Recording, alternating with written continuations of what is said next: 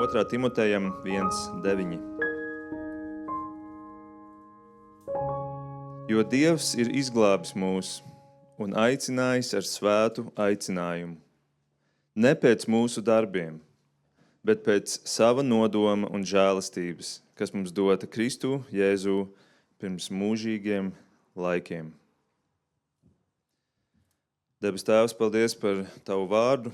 Paldies, ka Tu caur savu vārdu runā uz mums. Paldies, ka Tavs vārds ir patiess, ka tas ir dzīvs, un es lūdzu, ka tas arī šodien darbotos pie katra no mums tā, kā Tu to vēlies. Lūdzu, lieto arī mani caur manu nespēku un tām visām vājībām, kas man ir.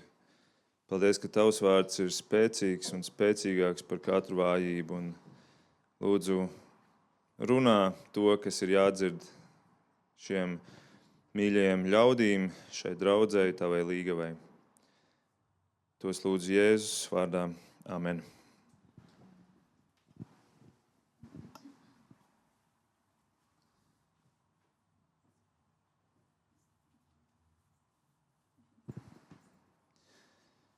Kā tu justos, ja tev kāds tuvs cilvēks piezvanītu un nervozā balsī paziņotu: Klau, es nespēju šo vairs paturēt pie sevis, man tev tas ir jāpasaka. Tu bērnībā tiki adoptēts. Kā tu justos? Lasīju kādas sievietes liecību, kura 38 gadu vecumā saņēma līdzīgu zvanu no savas māsas, kura teica: es vairs nevaru to paturēt pie sevis. Tu un mēs tikām adoptētas. Wow! Kā tu justos par šādu zvanu? Patiesībā šādu stāstu ir diezgan daudz. Cilvēki pēkšņi uzzina, ka ir adoptēti. Visu dzīvi viņi domāja, ka viņi ir savā ziņā nejauši ienākuši savā ģimenē, savu vecāku gaidīti, jā, savu vecāku iznāsāti, jā, un tomēr kaut kādā ziņā nejauši, jo tu jau nezini, kurā ģimenē tu nonāksi, piedzimstot. Tu kā vecāks arī īsti nezini, kas par bērnu tev ieradīsies tavā ģimenē. Un, lai gan noteikti tas ir sāpīgi, tomēr ar to viņi arī uzzina, ka kāds tieši mani ir apzināti izvēlējies. Kāds bija pieņēmis apzinātu lēmumu, kāds bija gatavs maksāt cenu, kāds ir gribējis mani savā ģimenē. Vai nav tā, ka daudz kristieši dzīvo līdzīgi? Viņi zina, ka Jēzus ir nomiris par maniem grēkiem. Jā. Bet viņi neapzinās, cik sens ir tas nodoms, Dieva nodoms viņus adoptēt savā ģimenē. Un šodien mēs meklēsim vienu gandrīz pazaudētu Bībeles patiesību par Dieva derību. Ka Dieva plāns pieņemt savus bērnus savā ģimenē sākās jau pirms pasaules radīšanas. Pirms pirmā cilvēka, pirms Ādama, pirms Ēdenes, pirms pirmā grēka. Un Dieva bērnu adopcija ir viena no skaistākajām, iedrošinošākajām, atbrīvojošākajām atziņām, kuru kristietis var iegūt savā garīgajā dzīvē. Bībeles valodā to sauc par derību. Dievs noslēdz derību, kuras ietvaros viņš apsola cilvēkus pieņemt par Dieva bērnu un adoptēt savā ģimenē. Bet ko nozīmē vārds derība? Piemēram, Beikera Bībeles enciklopēdija definē derību kā saistošu vienošanos. Tā ir vienošanās. Bet interesanti, ka mēs Bībelē redzam, ka Dievs arī kādas derības noslēdz vienpusēji.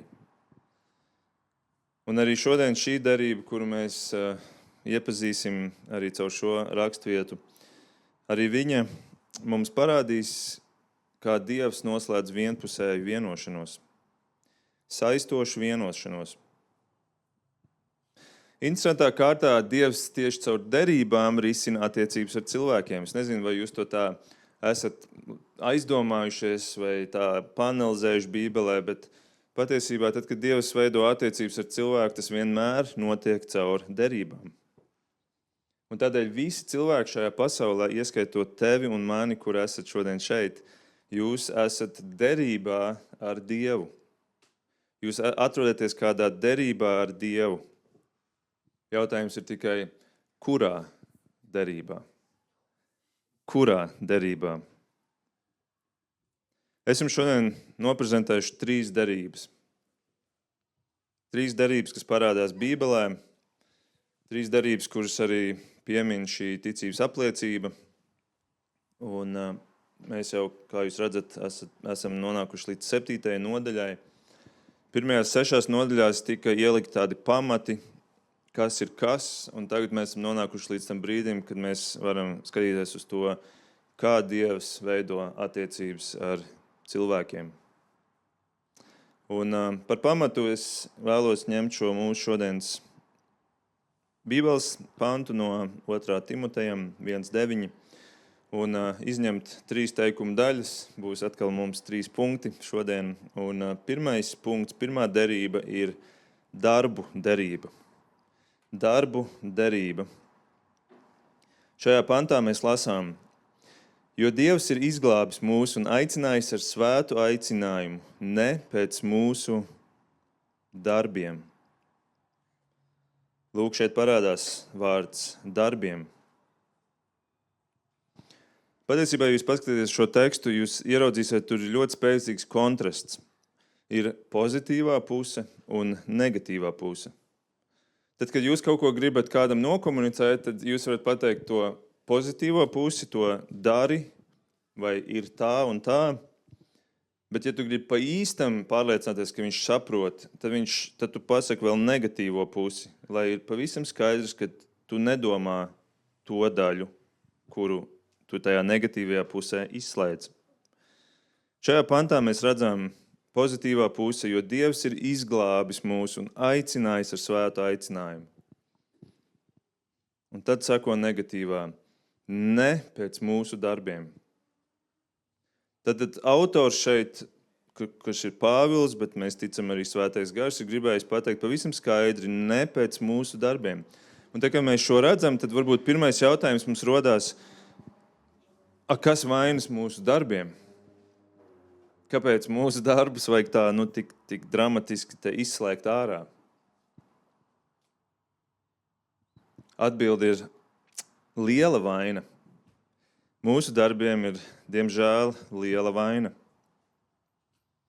Mūsu darbi jau kopš pirmā cilvēka ir netīri, aptraipīti. Un ja mēs patinam to bildi atpakaļ līdz mūsu pirmajam cilvēkam, mūsu senākajam sencim Ādamam, tad mēs redzam 1. Mūzes grāmatā 2. nodaļā 16. 17. pants, ka Dievs dod viņam šo darbu derību. Viņš saka, viņš pavēl cilvēkam ēd no visiem dārza kokiem, tad mēs šeit redzam ēd, bet no laba un ļauna atzīšanas koka neēd. Ēd, neēd. Ļoti vienkārši darbi, ļoti vienkārši derība, ļoti skaidrs viss. Ko tur nesaprast? Tā bija darba derība starp Dievu un Ādamu. Kā Ādamam gāja ar šo ļoti vienkāršo derību? Kā zināms, ļoti slikti. Un, diemžēl, kopš Ādama visiem pārējiem cilvēkiem ir gājis tikpat slikti. Mēs visi esam grēkojuši pret Dievu ar saviem darbiem. Mēs visi esam atkrituši no viņa, tāpēc Pāvils romiešiem raksta, nav neviena, ne Ādama, ne Markus, neviena no jums, diemžēl, pat ne viņš pats, ko viņš arī atzīst. Pat Pāvils atzīst par sevi. Nav neviena, kas saprot. Nav neviena, kas meklē Dievu. Visi ir aizgājuši no Dieva. Visi ir kļuvuši vienlīdz nederīgi. Nav neviena, kas dara labu. Pat viena nav. Ja kāds domāja, Pāvil, tu gan taču esi, viņš beigās pasaka, pat viena nav. Neskatieties uz mani, pat es neesmu viens no tiem, kuri dara labu. Un, protams, cilvēki dara darbus, kas ir labi. Piemēram, šodien cilvēki salika krēslus šeit un kalpoja visādos veidos. Tur autobusu šoferis ved cilvēkus un vadā no pieturas uz pieturu. Tie ir labi darbi, bet ja tavā darba pamatā nav Dieva atzīšana, tad tavs darbs jau pats par sevi ir aptraipīts. Tu dari visus savus darbus, esot naidā ar to radītāju, kurš tev vispār devis spēju darīt šos darbus. Un neviena cilvēka līdz ar to nav, kas dara labu pats no sevis. Un mēs to jūtam, visi cilvēki dzīvo ar tādu caurumu sevī, meklējot piepildījumu šim tukšumam, un tā viņi dodās savā dzīvē un meklē veidus, kā aizpildīt, un tādēļ ir radušās tik daudz reliģiju šajā pasaulē. Visas reliģijas māca vienu to pašu, tikai iepakotu mazliet atšķirīgi. Ir cits iepakojuma dizains, bet produkts ir tas pats. Produkts ir uztura bagātinātājs, kuram mērķis ir, kas sola palīdzēt uzlabot tavus darbus. Uzlabot tavu darbu sniegumu, lai tu būtu pietiekami labs Dievam. Un cilvēks tad dara šīs lietas, pilda šos rituālus, un uz kādu laiku viņš jūtās labāk. Viņam liekas, ka viņa darbi ir kļuvuši labāki. Taču tas nedod paliekošu mieru. Tas nespēja to dot, jo mūsu darbi nespēja izdarīt to, kas šķir mūs no Dieva, proti nošķirt mūs no mūsu grēkiem. Un tādēļ šodienas teksts izceļ kādu citu produktu, kādu citu veidu, kā nonākt tomēr līdz šim mērķim. Jo Dievs ir izglābis mūs un aicinājis ar ko? Ar svētu aicinājumu. Ne pēc mūsu darbiem. Ko nozīmē vārds svēts? Ko nozīmē vārds svētdiena? Tas nozīmē nošķirts. Nošķirts no visa pārējā. Svētdiena ir nošķirta no pārējām 6 dienām. Būtu labi, ja mēs tā arī izdzīvot šo svētdienu, jo tas ir tas, kā Dievs ir mūs radījis, ka mums ir vajadzīga šāda nošķirtā diena, un viņš pats nošķīra vienu dienu no visām pārējām dienām. Ja mēs ticam viņam un paklausam viņam, tas mums nāk par svētību. Un tāpat ir šis nošķirtais aicinājums, svētais aicinājums, kurš ir citādāks nekā visi pārējie aicinājumi, kurus jūs dzirdēsiet ārā pasaulē. Visās pārējās reliģijās šis aicinājums ir nošķirts, viņš ir citādāks, viņš ir svēts aicinājums. Ar ko viņš atšķirās? Visas pasaules reliģijas aicina uzlabot darbus, dari labāk. Tomēr šis nošķirtais aicinājums kā vienīgais aicina uz pretējo. Ne pēc mūsu darbiem. Tādēļ jau kopš pasaules pirmā cilvēka, kopš pasaules pirmā grēka, ar kur cilvēks lauza šo pirmo derību, šo darbu derību, Dievs pasludina, ka nāks jauna derība. Paldies. Visi saka paldies. Grūti klausīties. Un tāpēc mēs ēdnē redzam, turpat pēc grēkā krišanas Dievs saka, un es celšu ienaidu starp tevi un sievu, starp tavu pēcnācēju un viņas pēcnācēju. Viņš tev sadragās galvu. Kas ir viņš? Tas ir Jēzus Kristus. Ko viņš darīs? Viņš tev sadragās galvu. Šo teoloģiju sauc par protoevangēlijumu. Pirmā atsauce Bībelē uz evaņģēliju. Bet paskaties, ko viņš dara, kas šeit notiek. Tas arī ir darbs. Viņš tev sadragās galvu čūska. Čūskas kā grēka nesējas uzvarēšana ir darbs, caur kuru mēs tiekam glābti. Bet redziet, tas nav mūsu darbs. Tas ir Jēzus darbs. Un viņš ir gatavs pēc tam, ka viņš šo darbu ir izpildījis, apmainīt mūsu dzīvi pret viņa dzīvi, dot mums viņa darbu, kur viņš ir paveicis, un mums ir pienākums ticībā viņam atdot savu dzīvi ar mūsu netīrajiem darbiem.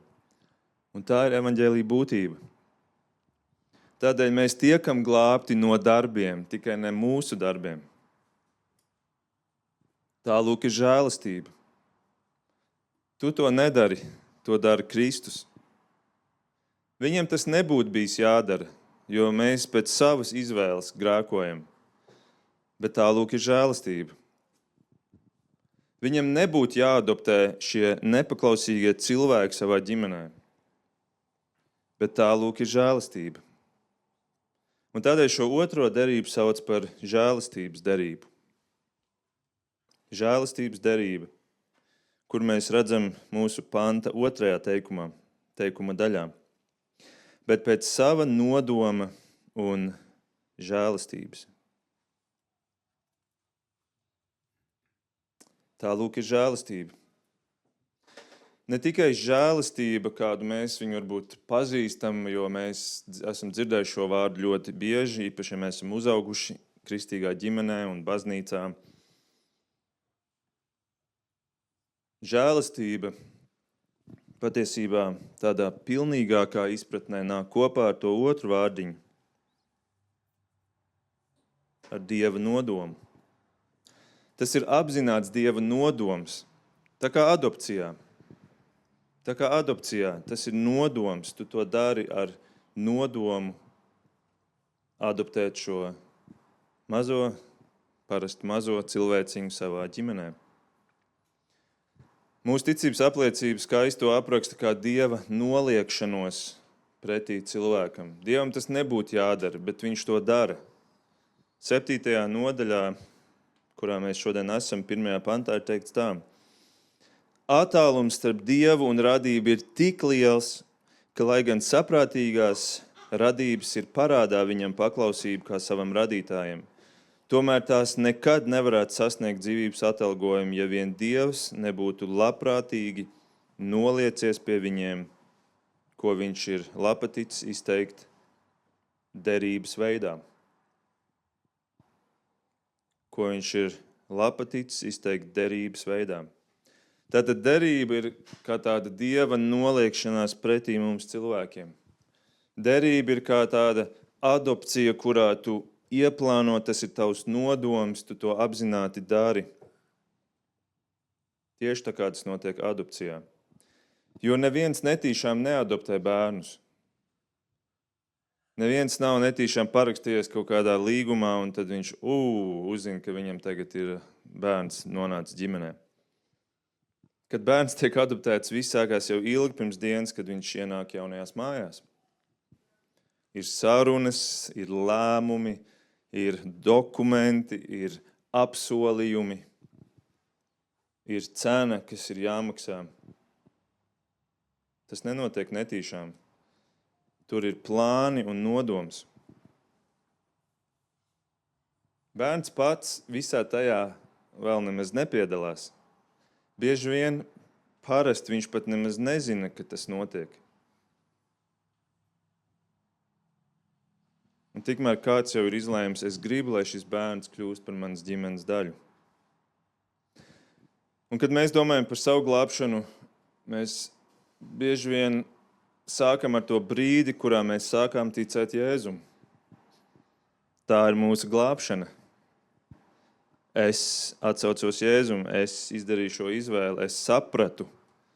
Es biju pietiekami gudrs, vai es biju pietiekami pazemīgs, bet šis bija tas glābšanas brīdis, tā mēs bieži vien domājam, ne? Bet Bībele sāk daudz agrāk. Dieva nodomām. Romiešiem 8:30, par kuriem viņš jau iepriekš ir noteicis.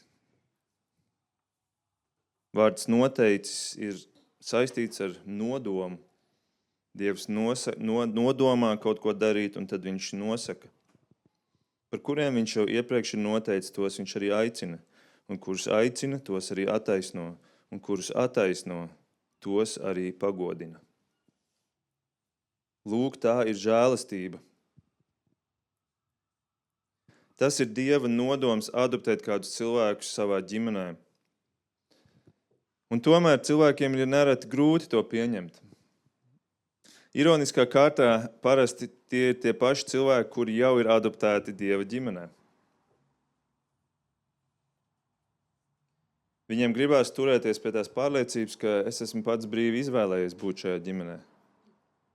Tā bija mana izvēle. Lai gan pat tik ikdienišķās lietās, kā piemēram Netflix filmas izvēlē, viņi to nedara, jo viņiem ir algoritms, kurš jau pirms viņiem ir izvēlējies, kuras filmas viņiem likt priekšplānā un kuras nē. Tas pats ir ar gandrīz visu pārējo, ko viņi dara internetā. Dievs, protams, nav algoritms. Dievs ir daudz lielāks un spējīgāks pēc sava nodoma. Viņš slēdz žēlastības derību ar visiem, ar kuriem viņš vēlās. Tāpēc vienu nodaļu vēlāk Pāvils raksta, jo Mūzum viņš saka, es apžēlošos par to, par ko apžēlošos, un kam gribu līdzjust, tam jutīšu līdzi. Tiešām ne no cilvēka gribēšanas vai skriešanas. Viss nāk no Dieva, kas dara ko? Apžēlojas.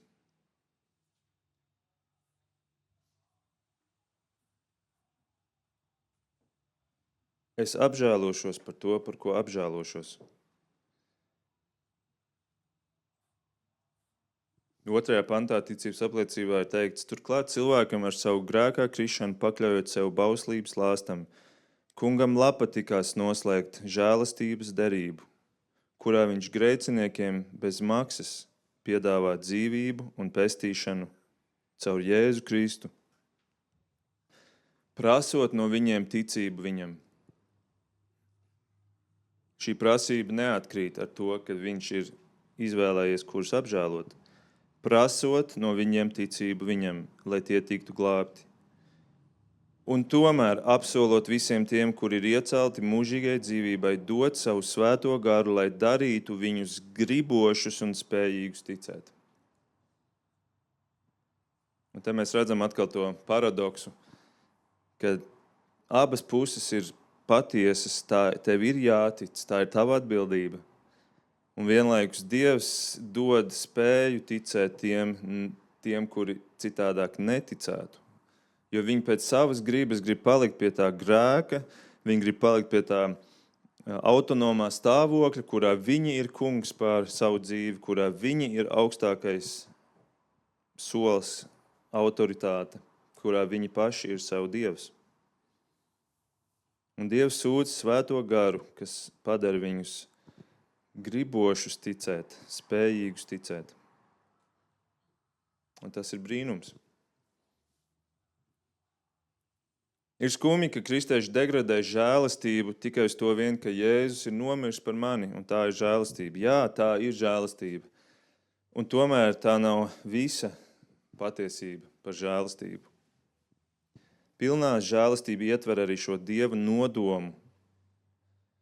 Un ja mēs upurējam Dieva nodomu, jeb šo Dieva izvēles daļu, lai it kā attaisno tos, kuri netic, jo mēs spriežam, ka ja jau Dievs izvēlas adoptējumos, tad viņš ir netaisns pret neadoptētajiem. Un tādējādi spriežot, šie kristieši atsakās no apziņas, ka Dievs viņus ir gribējis adoptēt. Bet tieši to Bībele saka, vēlreiz Romiešiem 9. Es apžēlošos par to, par ko apžēlošos, un kam gribu līdzjust. Tā ir Dieva griba. Tam jutīšu līdzi. Tiešām ne no cilvēka gribēšanas. Te ir atkal tas pats kontrasts, kurus iepriekš minēju, pozitīvais un negatīvais. Es gribu, bet ne no cilvēka gribēšanas. No cilvēka gribēšanas tas viss nenotiek. Viss nāk no Dieva, kas apžēlojas. Tāpēc es teicu, svētīgi tie, kuri spēj pieņemt šo otro pusi vārdam žēlastība, jo viņi pēkšņi nonāk tajā Dieva gribas mākonī, kuru viņi citādāk atsakās pieņemt. Un tiklīdz tu nonāc Dieva gribas teritorijā, tava dzīve vienkārši kļūst spēcīga un tu esi gatavs iet un tu tici, ka tu dzīvo, ka viss ar tevi notiek saskaņā ar Dieva gribu. Tas atraisa tevī jaunas spējas, par kurām tu iepriekš nemaz nenojauti.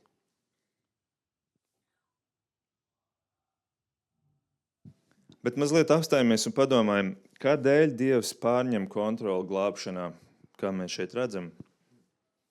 Kādēļ glābšana nav no cilvēku gribēšanas? Te ir teikts, ne no cilvēka gribēšanas. Ja es tev uzdot šo jautājumu, kas būtu tava atbilde? Kāpēc Dievs pārņem? Tu, protams, vari teikt, es neticu, ka viņš pārņem, bet tad tev ir problēmas ar daudzām rakstvietām Bībelē. Tad tu esi izveidojis tādu kā savu reliģiju, kurā tu šķiro, ko tu pieņemsi no tā, kas ir atklāts Bībelē un kas nē. Bet ja tu pieņem, ka Dievs dara pēc savas gribas un nevis pēc cilvēka gribēšanas, tad kas ir tas iemesls, kāpēc tā notiek? Kāpēc Dievs pārņem kontroli? Ko tu teiktu? Par to jūs varēsiet padalīties ceturtdien Bībeles grupā, bet es paturpināšu no savu skatu punkta. Acīm redzot tādēļ, ka cilvēka griba ir pārāk vāja. Cilvēka griba ir pārāk vāja. Vai tu piekrīti to par savu dzīvi? Cik daudz un cik bieži tu esi kaut ko apņēmies? Vai tev tas viss ir arī izdevies? Kurš no jums ir izpildījis visas 2025. gada apņemšanās? Visas. Viens cilvēks pacēla roku, jo viņam esot bijuši 0 apņemšanās. Tas būtu varbūt vienīgais veids neko neapņemties, un tad tu tiec brīvs no savas gribas. Griba ir tas dziļākais dziļums, griba ir tas cilvēka darbības kodols. Griba ir tas cilvēka tronis, vieta, no kuras tiek pārvaldīta visa dzīve. Un ja tā ir vāja, tad viss brūk. Tieši tas notika Ēdenē. Ādama un Ievas griba bija pārāk vāja, viņiem bija viss, ko vien cilvēks varēja saņemt. Bet viņa griba bija tik vāja, ka pat tādos apstākļos viņi izvēlējās iet to ceļu, kuru nevajadzēja iet. Viņu griba bija tik vāja, ka mēs pat neredzam skaidru atgriešanos, grēku nožēlu no Ādama un Ievas puses Bībelē. Viņi izraisīja to, no kā mēs visi ciešam, un nekur mēs Bībelē neredzam skaidru atzīšanos grēkā, ka viņi saprata, ka tas bija nepareizi. Cilvēkam ar savu gribu ir kaut kāda dziļa problēma. Un to redz arī un piedzīvo arī viss nākamās paaudzes pēc Ādama un Ievas. Dievs vēlāk noslēdz vēl derības ar cilvēku. Ābrahāma derība, Mūzes derība, Dāvida derība. Patiesībā tā, savalkot kopā, visas šīs derības tika dotas ar mērķi, lai parādītu, cik cilvēka griba ir nespējīga. Piemēram, Ābrahams bija vecs vīrs, nereāli iegūt viņam vēl bērnus. Viņam pie tam ir dot sieva, kur ir neauglīga. Tas ir pilnīgi nereāli. Ar cilvēku darbiem tad nekādi tu nevar tikt cauri. Vienalga, cik tu arī gribi ļoti. Un pat tad, kad Dievs viņiem dod apsolījumu, es jums došu bērnu, pat tad viņu griba ir tik vāja, ka viņi iet un mēģina iet kaut kādas blakus variantus, lai palīdzētu Dievam izpildīt viņa gribu, kuras augļus mēs vēl šodien redzam, jo Ismaēls, kurš piedzima no neapsolītās laulības, šodien ir arābu tautas, kuras cīnās pret Izraēlu, pret Īzāka pēcnācējiem. Un tādēļ Dievs slēdz derību ar Ābrahāmu, lai parādītu, ka mana griba ir tā, kura spēj sasniegt mērķi. Caur derību ar Mūzu Dievs dod bauslību, kurai bija viens uzdevums, un tas uzdevums bija parādīt, ka cilvēki nespēja to turēt. Viņu griba ir par vāju, lai to turētu. Un tādēļ būs vajadzīga Dieva pilnīgā griba, kura nāks caur Jēzu, kurš izpildīs visu bauslību. Ar Dāvidu Dievs noslēdz derību, lai atklātu, ka pat dižākais ķēniņš, kuru vēl šodien Izraels tur kā augstāko ķēniņu, nebūs spējīgs gribēt tā, ka viņš kārdināšanā kritīs grēkā. Atklājot atkal to, ka jānāk ir Jēzum, kuram ir Dieva griba, kurš būs spējīgs atturēties pret kārdinājumiem. Un tā šīs trīs gribas derības kļūst kā tāda ēna tai derībai, kura atnes žēlastība, kas ir pilnīgi atrauta no cilvēku darbiem, pilnīgi atrauta no cilvēku gribas. Jo Dievs saka pēc sava nodoma un žēlastības. Pēc sava nodoma un žēlastības viņš dod.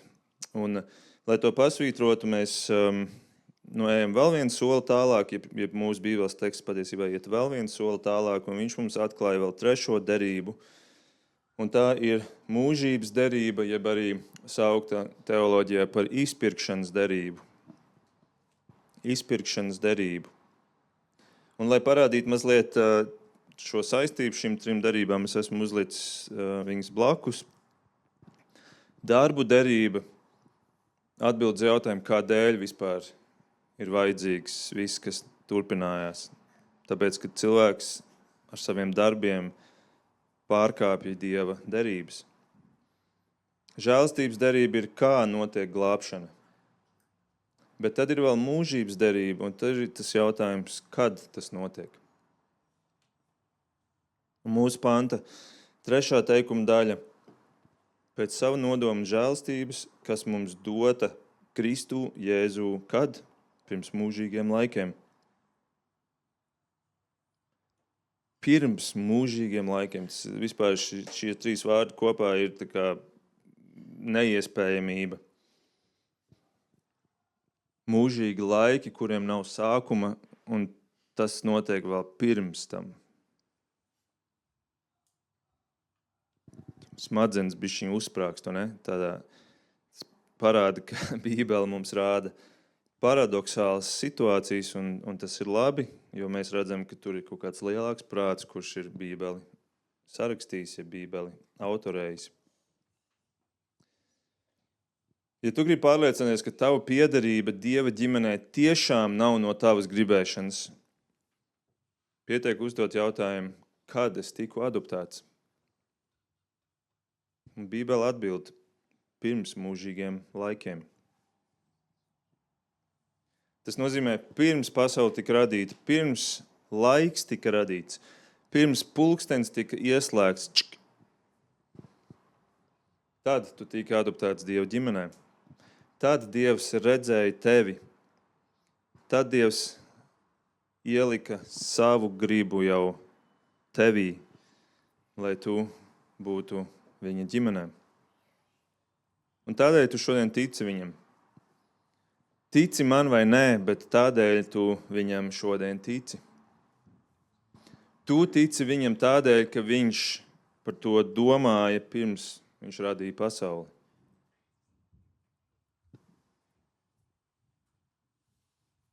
Tādēļ tu šodien esi spējīgs grēkus nožēlot. Tādēļ tu šodien esi spējīgs viņu pieņemt kā savu glābēju.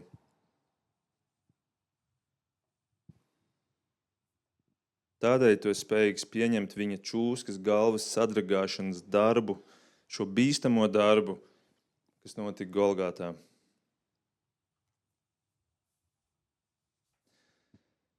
Es biju kādā teātra izrādē šonedēļ, kur bija kāds mežzinis, kurš stāstīja par to, kā viņš zvana saviem klientiem, potenciālajiem, lai piedāvātu savus mežapstrādes pakalpojumus. Un viņš tur stāstīja, ka viņš zvana 20 cilvēkiem, un tad no 15 no tiem atsaka viņam, viens viņu pasūta vispār agresīvā veidā. 3 no viņiem saka, ok, es padomāšu. Un viens saka, ka viņš bija gaidījis šo zvanu. Līdzīgi ir mums. Mēs aicinām visus, jebkuru vienu, tas ir mūsu uzdevums. Taču no tiem 20, varbūt 15 pēc pašu gribas pateiks, man nevajag Jēzu, man nevajag glābēju, no kā man glābt. Man viss ir labi. Viens varbūt tev uzpļaus un tevi nolamās. 3 pateiks, es padomāšu. Bet viens gaidīja. Viens gaidīja uz to brīdi, kad atnāks kāds un viņam pastāstīs evaņģēliju. Šis viens ir Dieva derībā, mūžības derībā iekļautais. Dieva griba ir jau viņā, kas padara viņu spējīgi atsaukties. Kopš mūžības laikiem viņš gaidīja uz šo brīdi. Tā kā todien pagāni, apstuļu darbos 13.48, pagāni to dzirdot priecājās un slavēja kunga vārdu, un tie, kas bija izraudzīti mūžīgai dzīvībai, ticēja.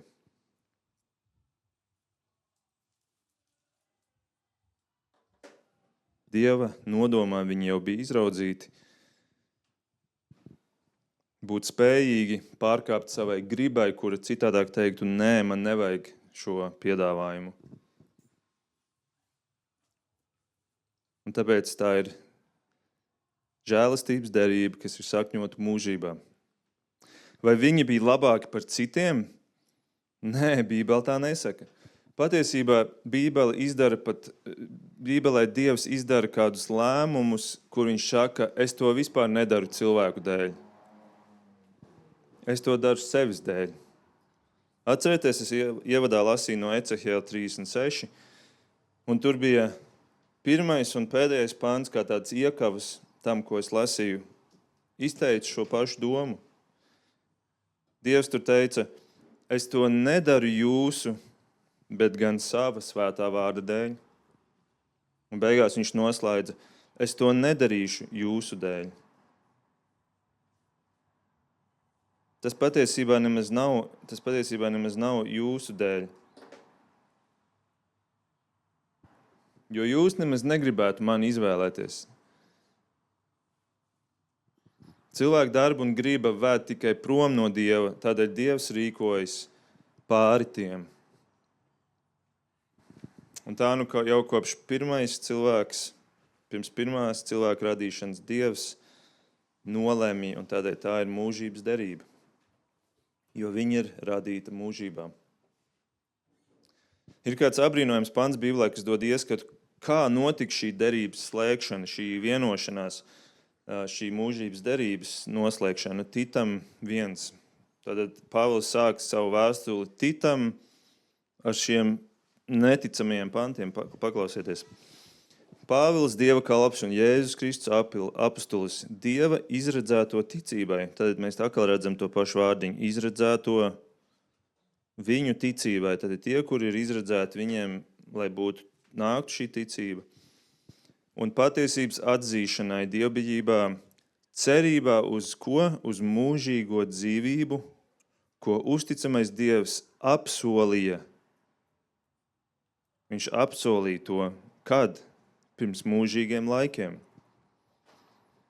Ko tas nozīmē? Mums ir atkal tie paši pirms mūžīgiem laikiem. Ko viņš izdarīja? Viņš apsolīja. Šis ir, ja tā mazliet apstājās un padomā, tas ir vienkārši wow pants, tāpēc, kad Dievs apsola mūžīgo dzīvību pirms pasaules radīšanas, tad jautājums ir, kuram viņš to apsolīja? Kuram viņš to apsolīja, jo cilvēku tur vēl nebija?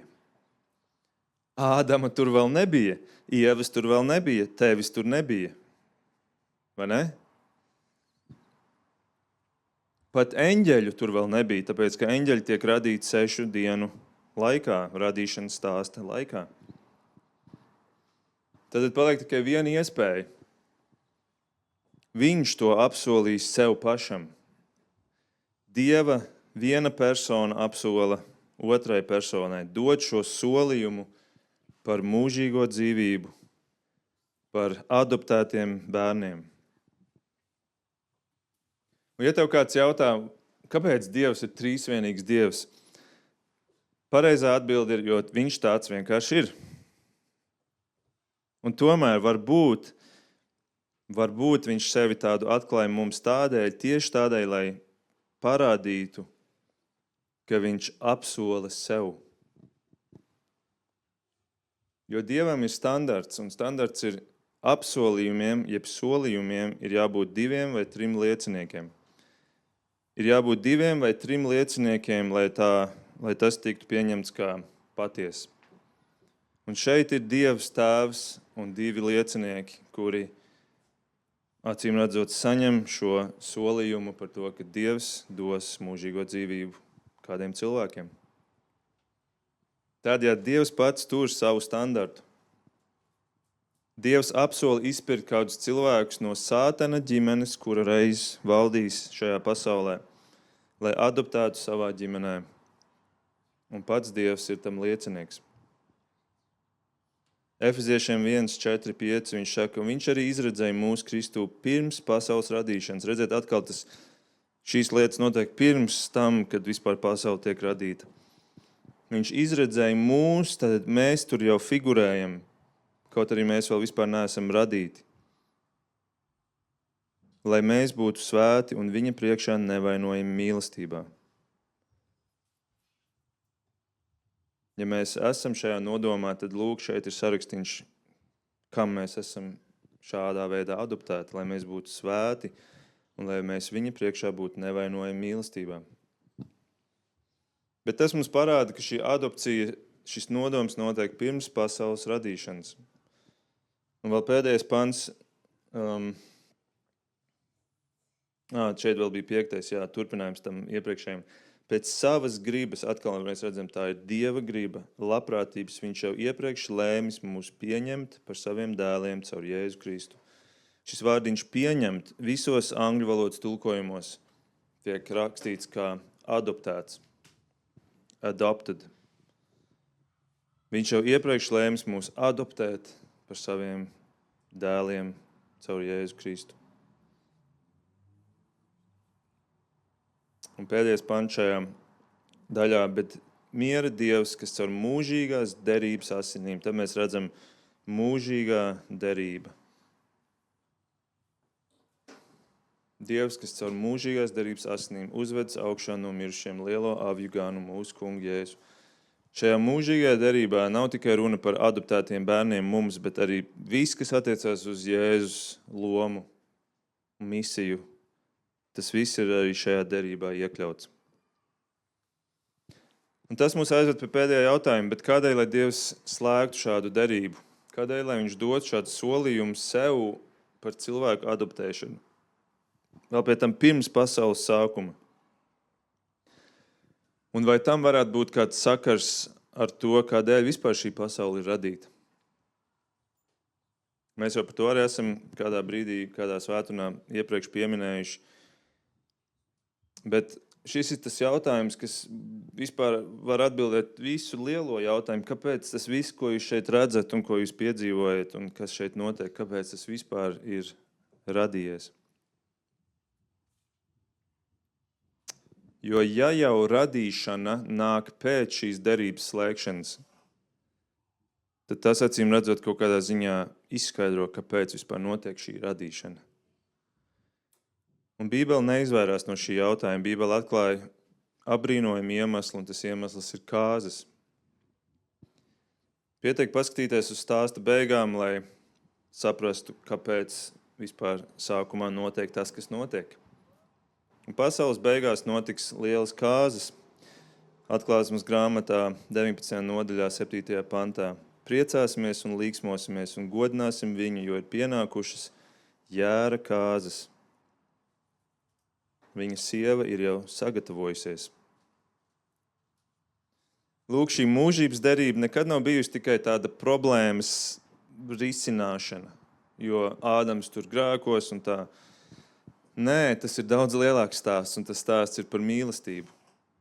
Tas stāsts ir par kāzām.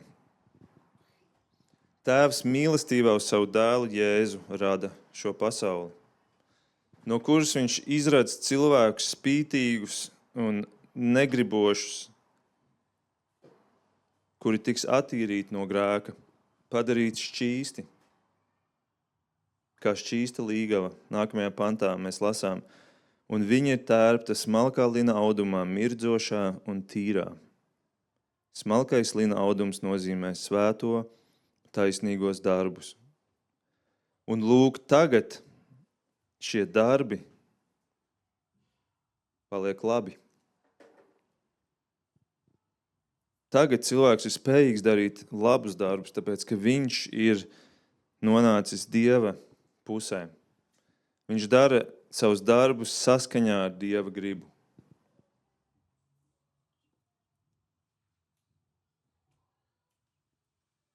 Šī iemesla dēļ pastāv šī pasaule. Tā mēs secinām no Dieva vārda. Tādēļ tas atkal atgādinājums, tas nav par tevi un mani. Mums cilvēkiem gribās būt, mēs esam tik kāri uz to, ka prožektors ir uz mums pagriezts. Pietiek tikai paskatīties uz šo pēdējo laikmetu, kur cilvēkam ir iedots mikrofons un kamera, un caur sociālajiem mēdījiem tu tagad pats sevi likt prožektoru gaismā, un cilvēki to dara, un cilvēki jūg prātā, tāpēc, ka tas vienkārši sačakrē visu līdzsvaru viņu dzīvē, un viņi redz tikai labos piemērus, kur īstenībā ir tikai fasāde tiem cilvēkiem viņu dzīvēm. Šis ir atgādinājums, ka šis stāsts nav par tevi un mani. Tik daudz. Mēs te neesam galvenie aktieri. Mēs esam šajā stāstā. Bet šī pasaule ir radīta Jēzum Kristum. Mēs to esam jau minējuši. Kolosiešiem 1.6 teikts, caur viņu ir viss, kas ir radīts. Šis pants ir slikti iztulkots latviešu valodā. Jo patiesībā, piemēram, paņemot angļu valodu, tulkojums, tur ir pateikts vēl un radīts viņam. Es nezinu, ko šie tulkotāji iedomājās, bet acīm redzot, arī tur bija šaubas, vai tiešām šī pasaule varētu būt viņam radīta, jo taču mēs šeit esam. Es nezinu, es tikai spekulēju, bet latviešu tulkojumos vecajā, jaunajā ir noklusēta šī daļa, kura ir oriģināla tekstā. Un tāpēc šī pasaule tika radīta Jēzum, un tā ir žēlastība, ka tu un es, mēs varam būt viņa stāstā. Mēs varēsim būt viņa kāzās. Un tāpēc noslēgumā es vēlos pagriezt atkal bultu uz tavu pusi un uzdot tev jautājumu, kurā derībā tu šodien dzīvo? Kurā derībā? Ja tu neesi pieņēmis Kristu kā savu kungu, nožēlojis savus grēkus, ja tu to nespēji izdarīt, tu joprojām dzīvo darbu derībā. Ja tu dzīvo darbu derībā, tu tiksi vērtēts pēc taviem darbiem. Un viss, ko es tev tad varu pateikt, ir, lai Dievs tev ir žēlīgs. Lai Dievs tev ir žēlīgs. Bet ja tu tiešām vēlies, ka Dievs tev ir žēlīgs, tad izvēlies žēlastības derību, jo tur Dievs ir žēlīgs. Ja tu būsi žēlastības derībā, tad tava dzīve tiks vērtēta pēc Jēzus darbiem, kur ir pilnīgi.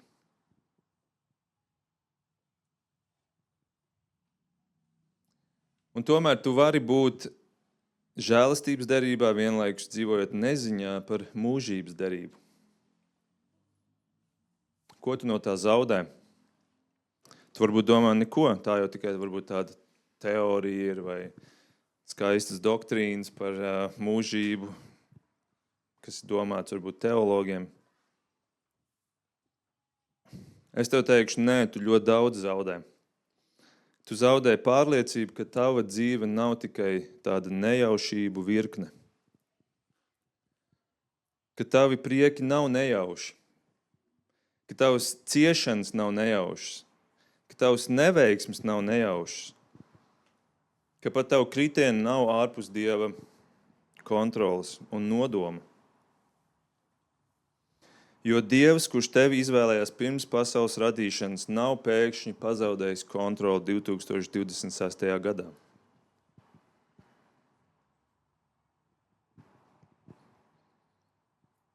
Un tāpēc pēdējais pants šodienai viens no skaistākajiem Bībelē. Un mēs zinām, ka tiem, kas mīl Dievu, visas lietas nāk par labu. Kāpēc? Tāpēc, ka tie pēc viņa mūžīgā nodoma ir aicināti. Mēs zinām.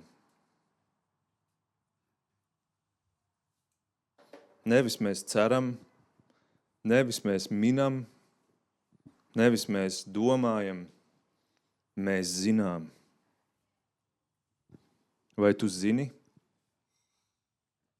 Iedomājies cilvēks, kurš tiešām zina, kāda viņam dzīves uztvere, kāda viņam drošība, kāda pārliecība iet un darīt lietas, kāda viņam dzīves jēga, cik droši soļi šādam cilvēkam. Vai tu zini?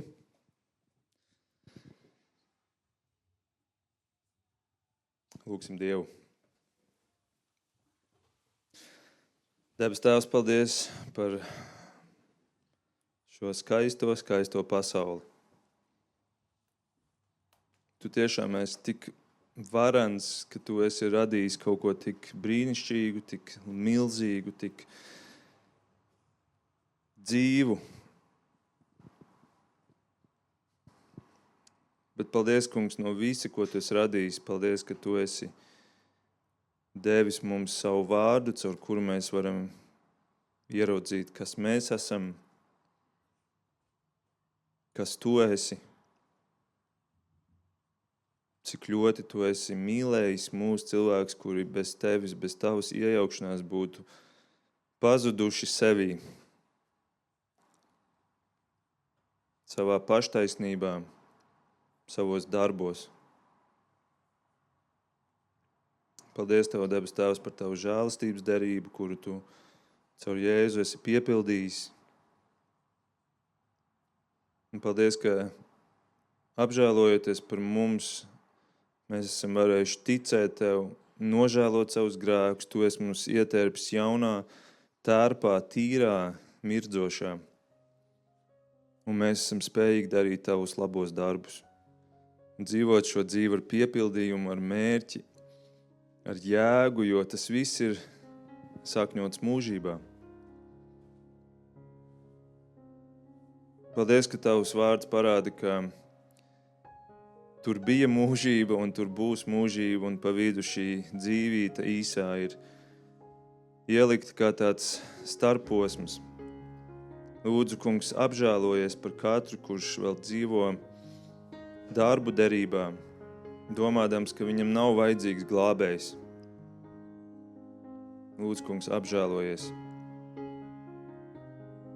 Un svētī mūs, ka mēs varam spīdēt kā gaisma savā ikdienā, dot cilvēkiem cerību, uzrunāt tos 20 cilvēkus, pat apzinoties, ka varbūt 19 pagriezīs muguru. Bet tādēļ, ka Tu mūžības derībā esi izdarījis savu gribu, noteicis savu nodomu, tāpēc ir cilvēki, kur gaida uz mums. Lūdzu, palīdz, ka mēs būtu gatavi iet un pildīt Tavu gribu.